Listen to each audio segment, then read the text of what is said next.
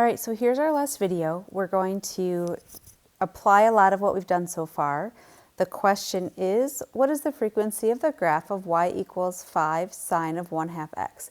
You can see the video is we're working with that form that we put into an earlier video so we could talk about it a little bit more. So hopefully this will just sound a little familiar. We've kind of touched on these ideas already. So let's identify some things. This is a sine function.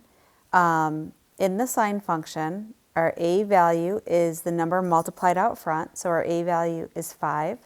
The b value is the number multiplied with the x, which is 1/2.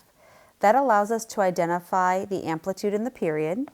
So the amplitude is the absolute value of your a, which is just a 5. And the period is 2 pi divided by b, which is 1/2. We're going to have to simplify that.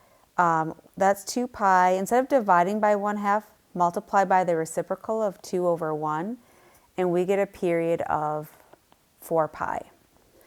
So we can go ahead and graph this.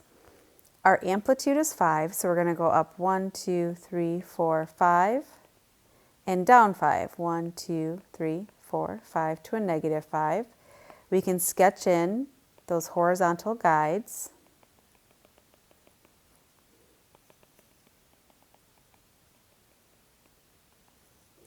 Okay, now let's label our x-axis. We know we have to get at least to 4 pi. So why don't we count by pi's? Here's pi, here's 2 pi, 3 pi. And the reason why we have to go at least to 4 pi is because our period is 4 pi. We're going to fit one full cycle into 4 pi, but we'll keep going because that's fun. 5 pi, 6 pi, I guess I'm fitting 7 pi on my graph. Okay, so the period is 4 pi. If it helps, you could even give yourself one more guide at 4 pi, kind of a vertical guide, and say we know that we're going to fit one full cycle of our, what do we have? Oh, a sine function in here. So sine function goes through the origin, and then at 4 pi, it hits the axis again. Now we got our halfway points. Halfway between 0 and 4 pi is where we would hit the x-axis again. Because our a value is positive, there's not a reflection. So our function is going to go up, come back through that intercept down, and land at the 4 pi. So we can get some other halfway points. So halfway between 0 and 2 pi is pi. That's when it's going to hit the maximum of 5. And then halfway between 2 pi and 4 pi is 3 pi, and it's going to hit the minimum of -5. Now we can sketch in our sine curve. It's going to go up, down, and back. We can keep going because we know that these repeat. What I might notice is I'm hitting the x-axis at 0, 2 pi, 4 pi. So it's going to hit at 6 pi and 8 pi, which didn't fit on my graph. And then I know halfway between 4 pi and 6 pi, we're going to hit our maximum. Halfway between 6 pi and 8 pi, which is 7 pi, it's going to hit the minimum. So I can graph just a little bit more of this. Up here, through there, and like that.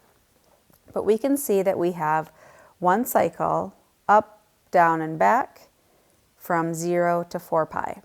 So the question is, what is the frequency?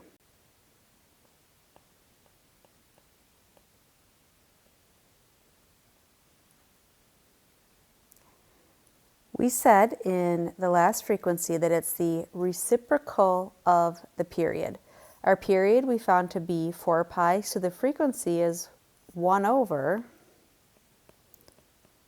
4 pi. And what that means is that the function repeats.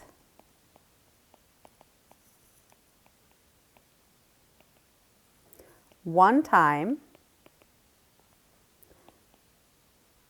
from 0 to 4 pi. And that's exactly what we drew.